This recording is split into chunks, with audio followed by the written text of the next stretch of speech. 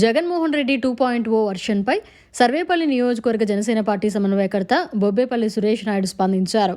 జగన్మోహన్ రెడ్డి 1.0 వర్షన్తో 11 సీట్లకే పరిమితమై పార్టీలో ఉన్న నాయకులను వెళ్లిపోకుండా ఎలా కాపాడుకోవాలో అర్థం కాని స్థితిలో, ఏం మాట్లాడుతున్నారో ఏం చేయాలనుకున్నారో అర్థం కాని స్థితిలో భ్రమించి మాట్లాడుతున్నారని అన్నారు.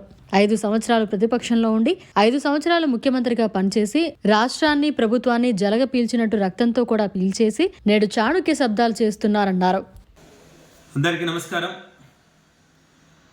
శంకర్ గారు ఏదైతే రోబో 2.0 వర్షన్లో చిట్టి రజనీకాంత్ను పెట్టి మూవీ తీస్తే ఇటీవల 2 రోజుల క్రితం ఏదైతే జలగ్ రెడ్డి 5 సంవత్సరాల పాటు రాష్ట్రాన్ని రాష్ట్ర ప్రజలని రక్తంతో కూడా జలగలాగా పట్టి పీల్చేసినటువంటి జలగ్ రెడ్డి 2.0 వర్షన్లో మేము వస్తున్నాం అని చెప్పి కొత్త వర్షన్లో వస్తున్నామని చెప్పి పాపం ఆయన ఏదో హడావిడి చేసి మీడియా సమావేశం పెట్టి ఏర్పాటు చేయడం జరిగింది.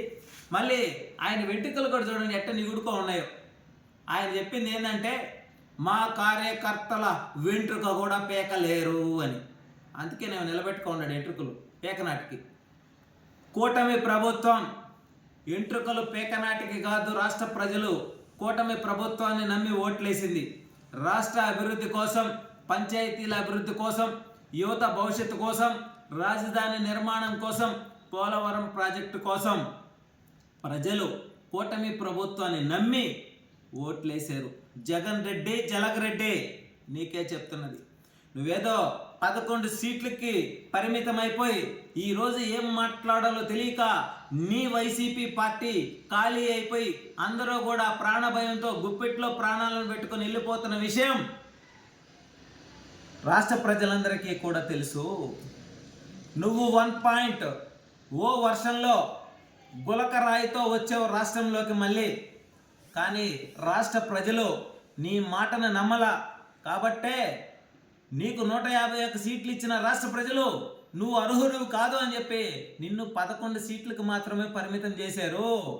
2.0 వర్షంలో రేపు మళ్ళీ జరగబోయే ఎన్నికలలో నువ్వు కావచ్చు, నీ కార్యకర్తలు కావచ్చు, నీ నాయకులు కావచ్చు, ఎవరు కూడా పోటీ చేసేదానికి కూడా ముందుకు రారు. ఈ విషయం నీ వర్షంలో ఉంది.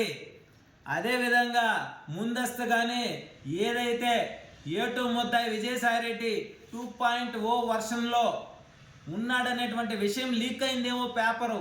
అందుకని ఆయన ప్రాణాలను గుప్పెట్లో పెట్టుకొని అయ్యా నాకు ఆస్తులు లేవు, నాకుండేది 4 ఇళ్ళే అని చెప్పి మొత్తం నీకు అప్పచెప్పేసి ప్రాణాలను గుప్పెట్లో పెట్టుకొని బతుకుంటే బలుసాకు అమ్ముకొని బతుకోవచ్చు అని చెప్పి ముందుగానే రిజైన్ చేసి రాజీనామా చేసి బయటకు వచ్చేసినటువంటి పరిస్థితులు మనం ఇటీవల చూసాం. నీకు అనుచరుడు నువ్వు అన్నా అని పిలుచుకునే వ్యక్తి, నువ్వు సంపాదించినటువంటి వేల కోట్ల రూపాయల అవినీతిలో ఏటు ముద్దాయిగా ఉన్నటువంటి విజయసాయిరెడ్డే ప్రాణాలను గుప్పెట్లో పెట్టుకొని బయటకు వచ్చేసాడంటే ఈ 2.0 వర్షన్ మరి నీ కుటుంబంలో వాళ్ళకి ఏమైనా ముహూర్తం పెట్టావా? లేదంటే నీ పార్టీకి సంబంధించినటువంటి బడా నాయకులు ఎవరైనా ఉంటే వాళ్ళకి ఏమైనా ముహూర్తం పెట్టి మళ్ళీ గెలవాలనుకునేటువంటి ఆలోచనతో ఉన్నావేమో. కూటమి ప్రభుత్వాన్ని నువ్వు ఇంచు కూడా కదిలించలేవు. రెండో విషయానికి వస్తే 151 సీట్లు ఇచ్చిన ప్రజలు నువ్వు రాష్ట్రానికి రాజకీయానికి పనికి రావనేటువంటి ఆలోచనతోనే కనీసం పాస్ మార్కులు కూడా లేకుండా, ప్రతిపక్షంలో కూడా లేకుండా 11 సీట్లకు మాత్రమే పరిమితం చేశారు. మేము ఒకటే ఛాలెంజ్ చేస్తున్నాం, జగన్ రెడ్డి, జలగ్ రెడ్డి నీకు దమ్ము ధైర్యం ఉంటే నీ 11 మంది ఎమ్మెల్యేలతో పోయి అసెంబ్లీలో కూర్చొని ఒక్కరోజైనా సరే నువ్వు మాట్లాడు, నీ ఎమ్మెల్యేల చేత మాట్లాడించు. అప్పుడు నీ 2.0 వర్షన్ పనిచేస్తుందా లేదనేటువంటి విషయాన్ని రాష్ట్ర ప్రజలు ఆలోచిస్తారు. అంతేగాని నువ్వు ఏదో ఉక్రోషంతో నీకు తెలుగు మాట్లాడడం రాదు, ఇంగ్లీష్ మాట్లాడడం రాదు, నీకు తెలిసిందల్లా కోడి కత్తితో రాజకీయం చేయాలని చూసావు, గొడ్డల పోటుతో రాజకీయం చేయాలని చూసావు, చివరికి గులకరాయితో కూడా రాజకీయం చేయాలని చూసావు.